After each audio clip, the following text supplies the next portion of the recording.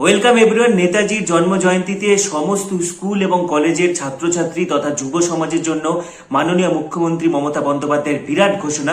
বিস্তারিত তথ্য তোমাদের সাথে শেয়ার করবো। তার আগে বলছি, যারা যারা আমাদের চ্যানেলে নতুন ভিডিও দেখছো তাড়াতাড়ি সাবস্ক্রাইব করো। পরবর্তী আপডেটগুলি পাওয়ার জন্য এখনই সাবস্ক্রাইব করো, পাশে থাকা বেল আইকনটি অবশ্যই প্রেস করো এবং ভিডিওটি প্রচুর প্রচুর শেয়ার করো।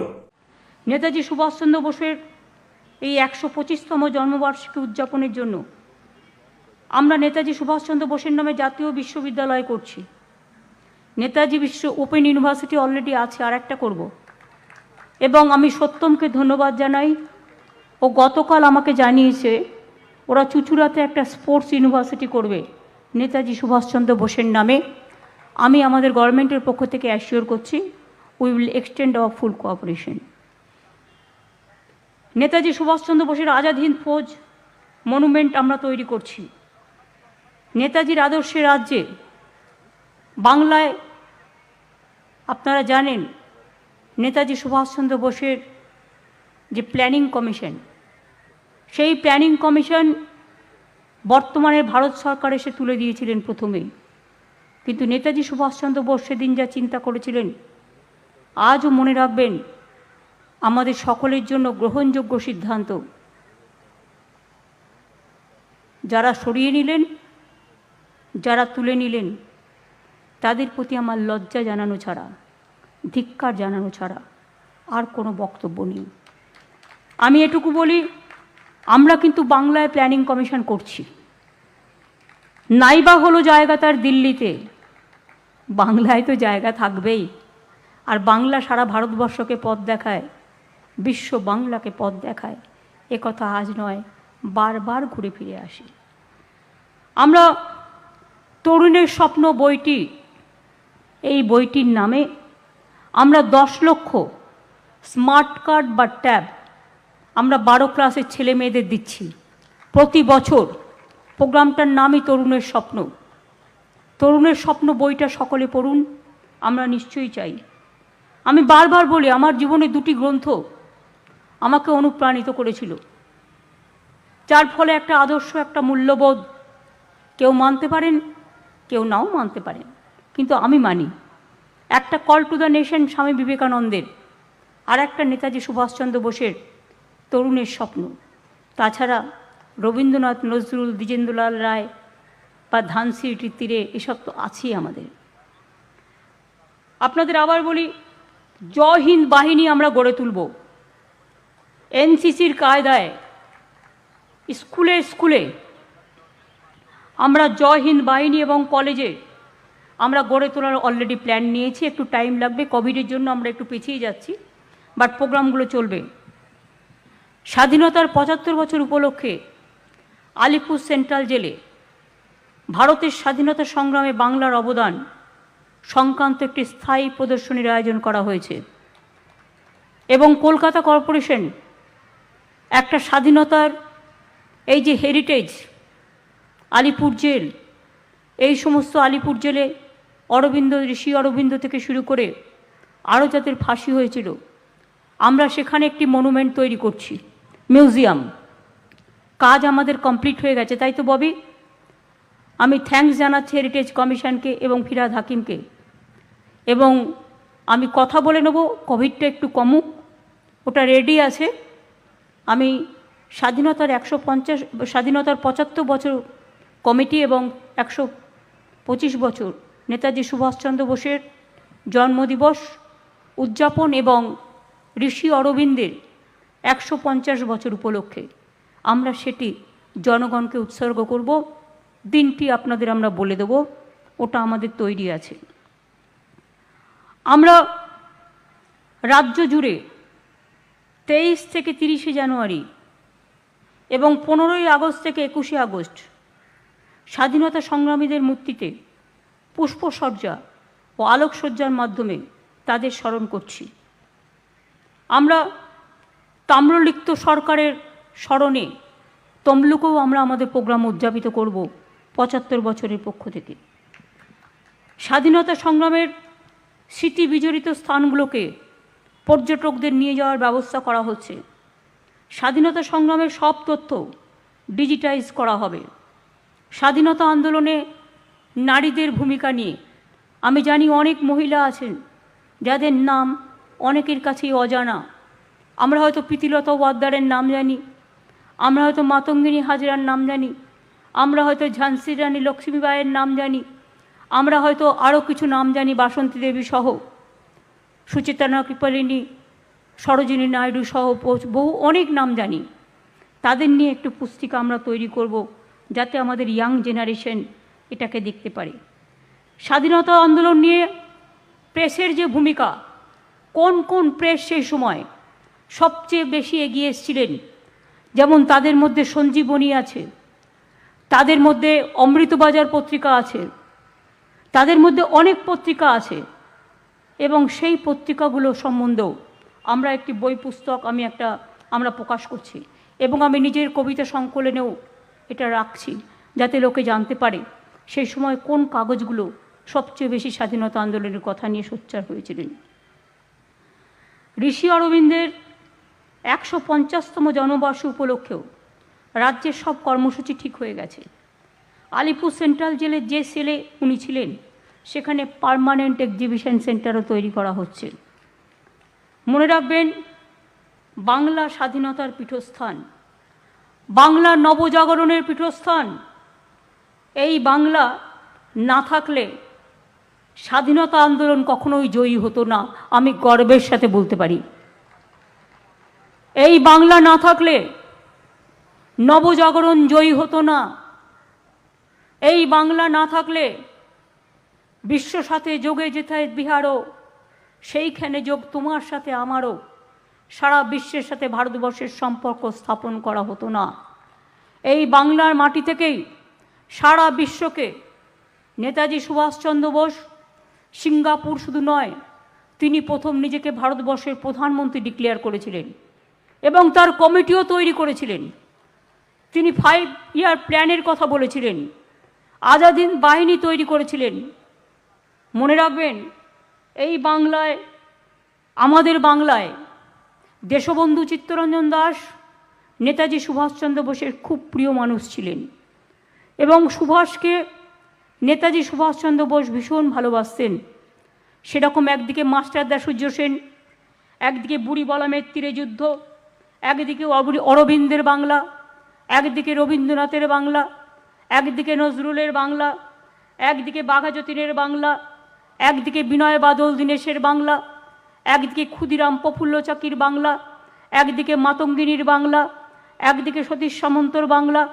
সমস্ত যুগের কাহিনী নজরুলের বাংলা আমরা সকলেই জানি। ইভেন আমাদের স্বাধীনতা আন্দোলনে স্বামী বিবেকানন্দের অবদান আমরা কেউ যেন ভুলে না যাই। নেতাজি সুভাষচন্দ্র বোস সম্বন্ধে জানতে গেলে আপনাকে আগে স্বামী বিবেকানন্দকে জানতে হবে। স্বামী বিবেকানন্দের যে কথা, যে উৎসাহ, যে উদ্দীপনা, যে কর্মপ্রেরণা নেতাজি সুভাষচন্দ্র বোসকে রন্ধে রন্ধে অনেকটা এগিয়ে যেতে সাহায্য করেছিল। রবীন্দ্রনাথ ঠাকুরের উক্তি সুভাষচন্দ্র বোস তার প্রত্যেকটা কথায় বারবার উল্লেখ করেছেন, কারণ সেই সময়ে একদিকে স্বাধীনতার আন্দোলন, অন্যদিকে সংস্কৃতির আন্দোলন, দুটো একসাথে না মিক্স আপ হলে এত সুন্দরভাবে বাংলা ভারতবর্ষকে পথ দেখাতে পারত না। ঋষি অরবিন্দ বলেছিলেন, federation of culture, federation of culture, বৈচিত্র্যের মধ্যে যে ঐক্য, সংস্কৃতির মধ্যে যে একটা ফেডারেশন। আমরা আজকে ফেডারেল স্ট্রাকচারের কথা বলি, এই কথাগুলো মনে রাখবেন, ঋষি অরবিন্দের থেকে এসছে, বিবেকানন্দ থেকে এসছে, নেতাজি সুভাষচন্দ্র থেকে এসছে। কেন গর্ব করব না বলতে পারেন? জাতীয় সঙ্গীত রচনা করেছিলেন কে? নামটি তার বিশ্বকবি রবীন্দ্রনাথ ঠাকুর। আমার সোনার বাংলা আমি তোমায় ভালোবাসি রচনা করেছিলেন কে? বিশ্ব বরেণ্য ধন্য ছবি রবীন্দ্রনাথ ঠাকুর। বন্দে মাতরম সুজলাং সুফলাং শস্য শ্যামলাং মাতরম রচনা করেছিলেন কে? বঙ্কিমচন্দ্র চট্টোপাধ্যায়। বন্দে মাতরম পত্রিকা শুরু করেছিলেন কে? ঋষি অরবিন্দ। মনে রাখবেন, এই নামগুলো আমরা যেন ভুলে না যাই। আজকে কেউ কেউ তর্কের খাতিরে দেশটাকে ডিভাইড করবার জন্য পুরো হিন্দু মুসলমান করে বেড়ান।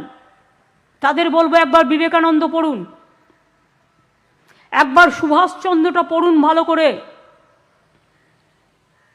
একবার ভালো করে রবীন্দ্রনাথটা জানুন, গান্ধীজিটা জানুন, আম্বেদকর জানুন, দেখুন তারা কি বলে গেছেন। কেউ কখনো বলেনি দেশটাকে ভাগ করে জাতীয়তা সৌধ হয়। দেশটাকে ঐক্য রেখে অটুট রেখে তবেই কিন্তু জাতীয়তা সৌধ হয়। এটা নেতাজি সুভাষচন্দ্র বোস বলেছিলেন। আমরা অন্তরের সঙ্গে দেশকে ভালোবাসি না, তাই আমরা করি গৃহবিবাদ।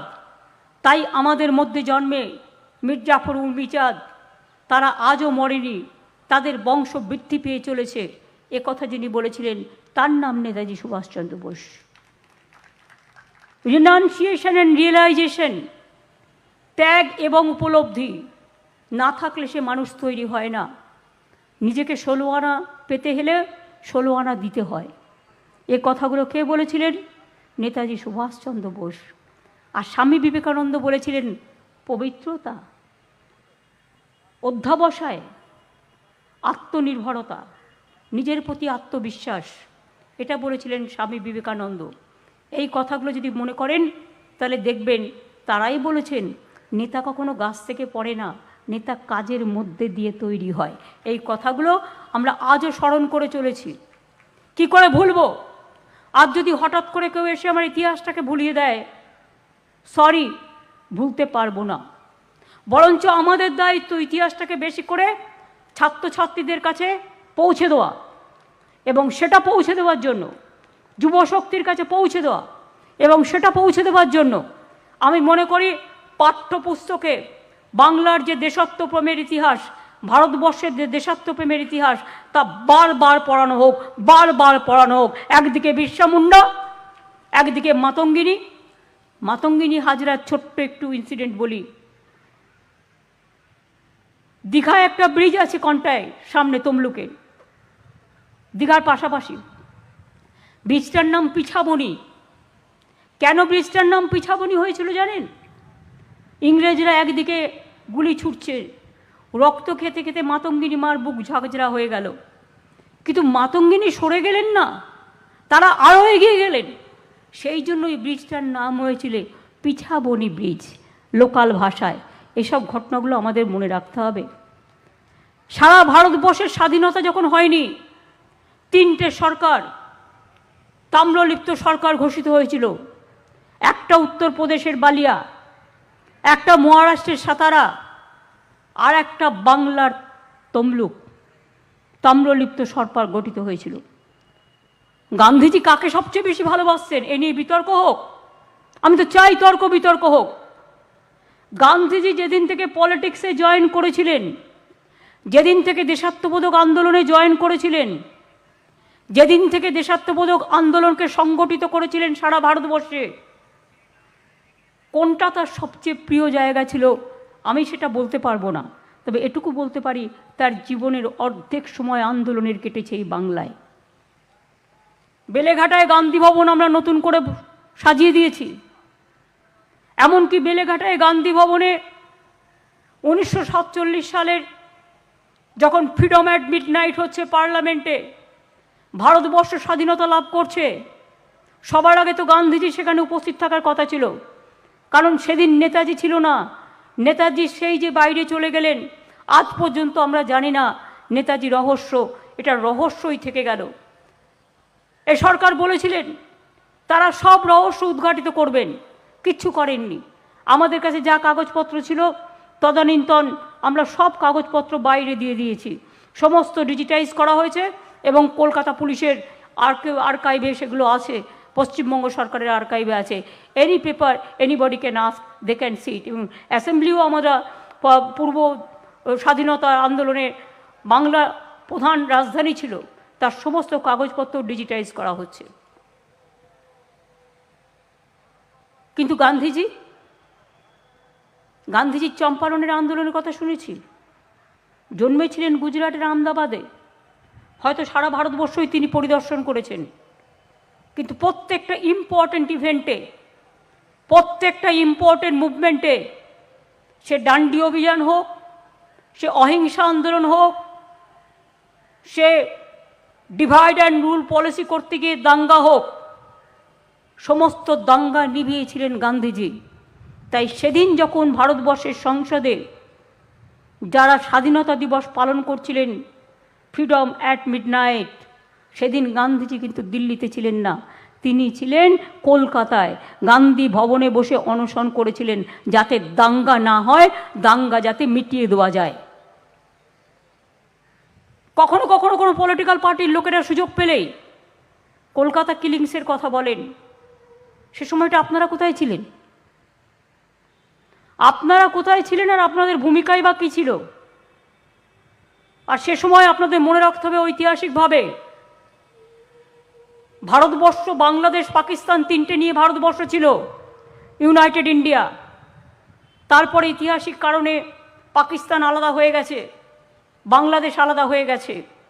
তাই কারো মনে দুঃখ ছিল, কারো মনে ক্ষোভ ছিল, কারো মনে ভালোবাসা ছিল। কিন্তু ইতিহাস গান্ধীজি সেদিন বেলেঘাটার গান্ধী ভবনে অনশন করছিলেন। এবং যদি আমি ভুল না হই তাহলে কথা সত্য, গান্ধীজির অনশন একসময় ভাঙাবার জন্য বিশ্বকবি রবীন্দ্রনাথ ঠাকুর এক গ্লাস ফলের রস নিয়ে গিয়েছিলেন। নিয়ে গিয়ে এই গানটি গেয়েছিলেন। গান্ধীজি বলেছিলেন, তুমি আমাকে একটা গান শুনিয়ে আমার অনশন ভাঙাও। তখন গান্ধীজি গেয়েছিলেন, জীবনও যখনও শুকায় যায়, করুণা ধারায় এসো। এই সুন্দর গানটি সেদিন গান্ধীজির উদ্দেশ্যে বিশ্বকবি রবীন্দ্রনাথ ঠাকুর গেয়েছিলেন। কাজেই মনে রাখবেন, বাংলার ইতিহাস ভারতবর্ষের ইতিহাস, বাংলার ইতিহাস বিশ্বের ইতিহাস। আন্দামান আর সেলুলার জেলে যদি যান, দেখবেন কত বাঙালি স্বাধীনতা সংগ্রামী স্বাধীন করেছিল দেশকে। সবচেয়ে বেশি নাম বাংলার, তারপরে পাঞ্জাবের আছে। তাই তো রবীন্দ্রনাথ ঠাকুরের লেখায় জাতীয় সঙ্গীতে বেরিয়ে আসে, পাঞ্জাব, সিন্ধু, গুজরাট, মারাঠা, দ্রাবিড়, উৎকল, বঙ্গ। কেন বেরিয়েছিল? তিনি জানতেন আন্দামান সেলুলার জেল নিশ্চয়ই তিনি পরিদর্শন করেছেন। আমি নিজে পরিদর্শন করেছি, আমি নিজে নামগুলো দেখেছি। এবং তিনি আজাদ হিন্দ বাহিনী, এই যে আজকে ইন্ডিয়ান আর্মি, তার প্রথম রূপ দিয়েছিলেন নেতাজি সুভাষচন্দ্র বোস। কতদিন আগেকার ঘটনা, আজকে আপনারা মেমোরিয়াল নিয়ে রাজনীতি করছেন। আরে ওয়ার মেমোরিয়ালে, যে কোনো ওয়ারে যে আর্মি, যে সাধারণ মানুষ প্রাণ দিয়েছে, সকলকে আমরা স্যালুট জানাই, সকলকে আমরা শ্রদ্ধা জানাই। শহীদদের মধ্যে কখনো ভাগাভাগি হয় না। শহীদরা যারা প্রাণ দিয়েছে, কেউ বা হিন্দু, কেউ বা শিখ, কেউ বা মুসলমান, কেউ বা খ্রিস্টানি, কেউ বা বৌদ্ধ, কেউ বা পারসিক, কেউ বা জৈন, সবাই প্রাণ দিয়েছে। সাদা কালোর কোনো ভেদাভেদ নেই। সাদা মানুষও প্রাণ দিয়েছে, কালো মানুষও প্রাণ দিয়েছে, ছোটরাও দিয়েছে, বড়রাও দিয়েছে। কত বয়স ছিল ক্ষুদিরামের যখন ক্ষুদিরামের ফাঁসি হয়েছিল? তার একটা ছোট্ট গান আজও আমাদের অন্তরকে নাড়া দেয়, একবার বিদায় দে মা, ঘুরে আসি, হাসি হাসি পড়ব ফাঁসি, দেখবে ভারতবাসী। ভুলে যাব? ভুলে যাব? এ মেরে ওয়াতন কো লোগো কাকে নিয়ে তৈরি হয়েছিল? এ মেরে ওয়াতন কো লোগো প্রদীপ কুমার লিখেছিলেন, লতাজি গিয়েছিলেন। जब घायल हुए हिमालय, खतरे में पड़े आजादी, जब तक थी सांस लड़े हो, फिर अपनी लाश बिछा दी। संगीन पे धर पड़ माथा, सो गए अमर बलिदानी, जो शहीद हुए हैं उनकी जरा याद करो कुर्बानी। जय हिंद स्लोगानकार नेताजी सुभाष चंद्र बोस। বন্দে মাতরম ন্যাশনাল সংকার বঙ্কিমচন্দ্র চট্টোপাধ্যায়। জনগণ মন অধিনায়ক জয়ে জাতীয় সঙ্গীতকার রবীন্দ্রনাথ ঠাকুরের। সবটাই বাংলাকে ঘিরে। আর আজকে বাংলাকে এত অবজ্ঞা, এত অবজ্ঞা কেন? বাঙালির ইতিহাস মুছে দেবার ক্ষমতা কারো নেই, আমার চ্যালেঞ্জ রইল। এবং ভারতবর্ষের রিয়েল ইতিহাস মুছে দেওয়ার ক্ষমতাও কারণ নেই। যারা করবেন আগুনে তারা হাত পোড়াবেন, জেনে রাখবেন। মশাল দিয়ে আগুন জ্বেলে সৈনিকদের সম্মান জানান, শহীদদের সম্মান জানান। অমর জ্যোতি, একটা অমর জ্যোতি নিভিয়ে দিয়ে একটা স্ট্যাচু করে দিলেই নেতাজিকে ভালোবাসা যায় না। এতদিন পর্যন্ত তো বের করতেই পারলেন না নেতাজির মৃত্যু রহস্য। স্ট্যাচুতে লিখবেন জন্মদিন, মৃত্যুদিনটা লিখতে পারবেন তো? আমরা কেউই লিখতে পারবো না। আজও এই ইতিহাস কেউ জানে না। এতদিন দেশ স্বাধীন হয়েছে, ৭৫ বছর স্বাধীনতার আমরা পার করছি, আজও কেউ জানলো না। কোথায় গেলেন তিনি? হারিয়ে গেলেন, অদৃশ্য হয়ে গেলেন। কিন্তু তবু মনে রাখবেন, আজও আমরা লড়াই করার যে প্রেরণা পাই। অনেকভাবে আমাদের দাবানোর চেষ্টা করা হয়, অনেকভাবে হুমকি দেওয়া হয়, অনেকভাবে সন্ত্রাস করা হয়, কিন্তু আমি আজও বলি, যতদিন গান্ধীজি, নেতাজি, রবীন্দ্রনাথ, নজরুল, একেবারে ভগৎ সিং থেকে শুরু করে বাবা সাহেব আম্বেদকর, বিরসা মুন্ডা থেকে শুরু করে প্রীতিলতা ওয়াদ্দার, মাতঙ্গিনী হাজরা থেকে শুরু করে সরোজিনী নাইডু, সুচেতনা কৃপালিনী থেকে শুরু করে তাদের ইতিহাস বজায় থাকবে। এমনকি লালবাল পালও ভারতবর্ষের ইতিহাস থেকে ইতিহাসকে মুছে দেওয়া যাবে না, মুছে দেওয়া যাবে না। আমি যাদবপুর ইউনিভার্সিটির একটা ইতিহাসের কনফারেন্সে গেছিলাম। প্রত্যেকটা ঐতিহাসিক বলছেন আজকে ভারতবর্ষের ইতিহাসকে মুছে দেওয়া হচ্ছে নিজেদের কারণে। দেখে শিক্ষা নিন না। আমরা খুব ক্ষুদ্র মানুষ, ক্ষুদ্র লাল পিঁপড়ের থেকেও ছোট।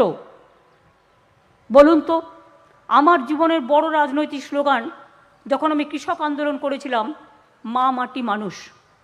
আমি আজ পর্যন্ত মা মাটি মানুষের নামে কোনো স্কিম করিনি। কেন জানেন? ওটা আমাদের সবার স্লোগান। আমি এটা নিয়ে রাজনীতি করতে চাই না। আমাকে অনেকেই বলেছে তোমার বাবার নামে একটা মিউজিয়াম করো, তোমার মায়ের নামে একটা আর্কাইভ করো। আমি কোনো প্রয়োজন নেই। আমার বাবা মা বেঁচে থাকবে আমার কাজের মধ্যে দিয়ে, তিনি আমাদের কাজ করতে শিখিয়েছেন। মূর্তি দিয়ে সব কিছু হয় না, অন্তর দিয়ে উপলব্ধি করতে হয়, অনুপ্রাণিত করতে হয়। আজকে প্রশ্ন এসছে ইতিহাস মুছিয়ে দেওয়ার কারণ চলছে যখন, আজও কি শীত ঘুমে কুয়াশার চাদরে ঢাকা দিয়ে আমরা ঘুমোবো, নাকি আমরা জাগবো? জাগ্রত শক্তি হবে, ভারতবর্ষ জাগবে, हिंदुस्तान जागबे। उठो जागो हिंदुस्तान, आप आगे बढ़ो, आप देश को प्यार करो, आप रिश्ता से, प्यार से, मोहब्बत से गांधी जी को प्यार करो, नेताजी को प्यार करो, अंबेडकर को प्यार करो, मौलाना अबुल कलाम आजाद को प्यार करो, भगत सिंह को प्यार करो, बिरसा मुंडा को प्यार करो। नेता कैसा होता है? वही नेता होता है जो सबको दिए, जो which leader is accepted by the people. Leader must lead for all. हम उसको नेता मानते हैं जो सही बातों में नेता होता है, जो सही बातों में सबको समान सम्मान देते हैं, पॉलिटिकल कलर नहीं देख के। आज आप लोगों ने हम लोगों को धर्म सिखाया, धर्म शिक्षा दे रहा है। नेताजी सुभाष चंद्र बोस তার রাইট হ্যান্ড ছিল সানাজ। আমরা করিনি তখন, আমরা তো করিনি। বসে আছে ভরত মহারাজ এখানে,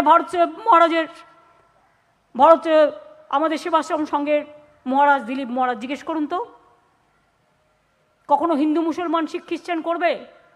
করবে না, কখনো করবে না। আমি গঙ্গাসাগরে একটা গেট বানিয়েছিলাম। আমি জ্ঞানদাস জিকে জিজ্ঞেস করেছিলাম क्या गेट बनाना चाहिए, क्या नाम देना चाहिए? उन्होंने मेरे को कहा इसका नाम संप्रीति बीज दीजिए। जो सबके लेके चलते हैं वही सबसे बड़ा धर्म है। एर থেকে বড় ধর্ম আর কিছু হতে পারে না। গান্ধীজি তো সবাইকে নিয়ে চলেছেন। বিবেকানন্দ যাননি মুসলমানের ঘরে গিয়ে খাননি।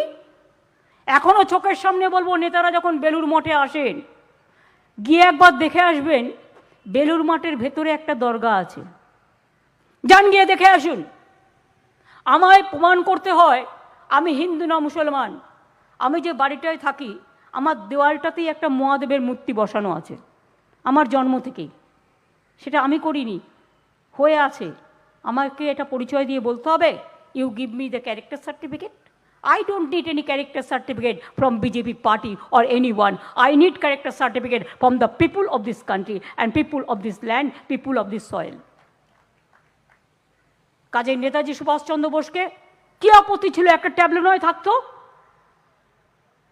আরেকবার দিয়েছিলাম রবীন্দ্রনাথ শান্তিনিকেতন, গান্ধীজি আর রবীন্দ্রনাথের মিলন, বাতিল করে দিয়েছে। দুবার পরপর আমরা গেছিলাম, দুবারই ফার্স্ট হয়েছিলাম। এত অ্যালার্জি কেন?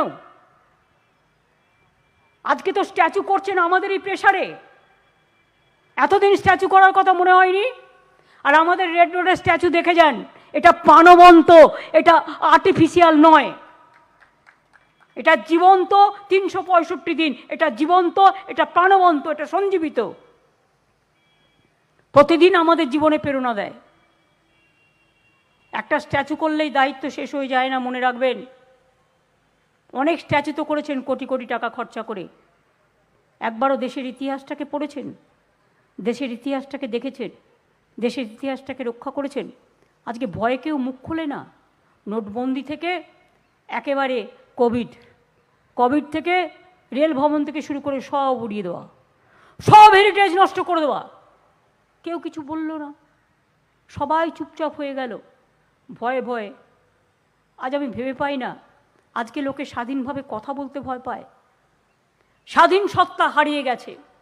তাই আজকের দিনে নেতাজি সুভাষচন্দ্র বোসের যে 125তম জন্মবার্ষিকী আমরা উদযাপন করছি, আমি আমার নারী শক্তিকে, আমি আমার ছাত্র এবং যৌবনকে বলবো, সত্যি যদি নেতাজিকে জয়তু নেতাজি বলতে হয়, अगर आप नेताजी को पसंद करते हैं, गांधी जी को पसंद करते हैं, लाल बाल पाल को पसंद करते हैं, भगत सिंह को पसंद करते हैं, अंबेडकर को पसंद करते हैं, बिरसा मुंडा को पसंद करते हैं, मौलाना अबुल कलाम आजाद के पसंद करते हैं, तो गाना कभी मत भूलिए, सारे जहां से अच्छा हिंदुस्तान हमारा।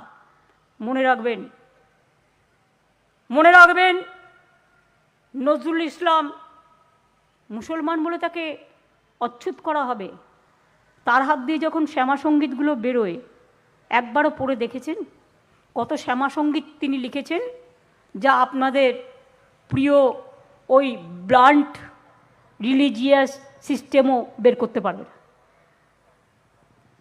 কালো মায়ের পায়ের তলায় দেখে যারে, মায়ের ওই নাচন, নানা রকম শ্যামাসঙ্গীত, যেটা উনি অনেক শ্যামাসঙ্গীত গেয়েছেন।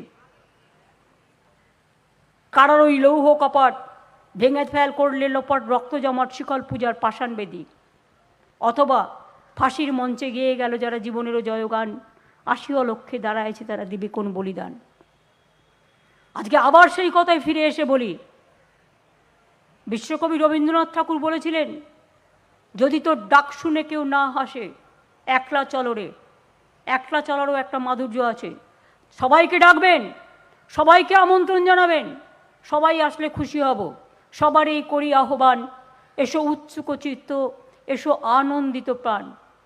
কল্যাণেরই পাদপিত তলে, যেখানে মনে রাখবেন যে গানগুলো করে গেছেন, সত্য যেখানে দীপ জ্বালে, সেই সত্যম শিবম সুন্দরমকে মিশিয়ে দিয়ে যেখানেই আহ্বান করবেন, সবাইকে নিয়ে করবেন, এবং সবাইকে নিয়ে চললেই তবেই জগতে শান্তি আসে, বিশ্বের শান্তি আসে, তা নাহলে আসে না। Charity, mother charity of missionaries bank account freeze করা হলো। ভাগ্যিস আমরা জানতে পেয়ে ওটাকে রেজ করেছিলাম, তাই ওটাকে রেস্টোর করা হলো। তা নাহলে আপনারাও সব কিছু হারাতেন।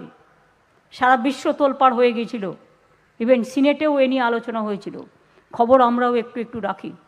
সুতরাং আমি মনে করি নেতাজির ট্যাবলোকে আপনারা কেন বাতিল করেছেন আমি জানি না, কোন কারণে বাতিল করেছেন আমাদের দেখানো হয়নি, দর্শানো হয়নি, জানানো হয়নি। কিন্তু জেনে রাখবেন 26শে জানুয়ারি প্রজাতন্ত্র দিবসের 75 বর্ষে নেতাজির ট্যাবলো রেড রোডে চলবে। তার কারণ আপনারা প্রত্যাখ্যান করলেও আমরা সেটাকে বরণ করে গ্রহণ করে সসম্মানে তাদের পূজিত করব। কেন এই জিনিস হবে?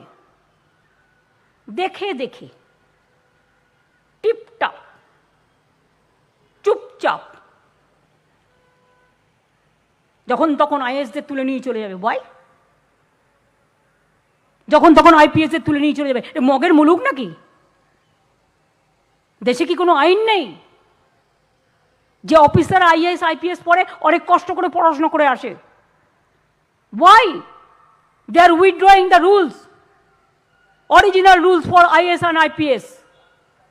They can withdraw anytime without the consent of the state government. That means my chief secretary is working here. You can say any day, any morning that chief secretary, you come to Delhi. So who will work for state? Federal structure-টা আপনারা ভেঙে দিয়েছেন। Federal স্ট্রাকচারটা আপনারা destroy করে দিয়েছেন।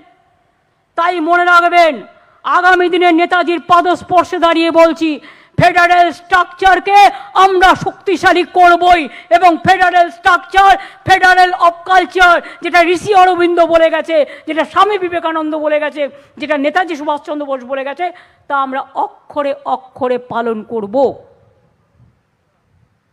কোনো শক্তি নেই রুখবার।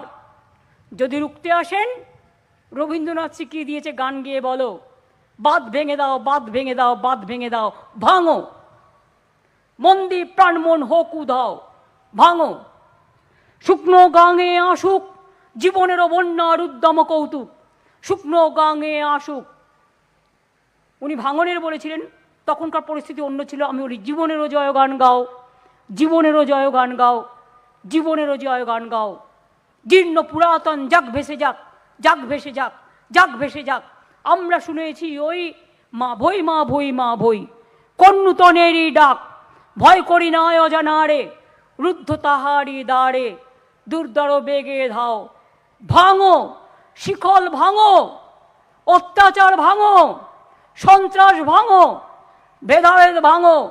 চলো দিল্লি চলো, সম্প্রীতির স্বার্থে সব মানুষকে ঐক্যবদ্ধ করে। এটাই সুভাষচন্দ্র বোসের ডাক ছিল।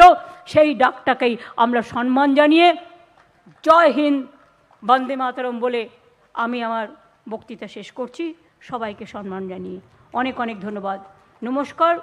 জয় হিন্দ, বন্দে মাতরম।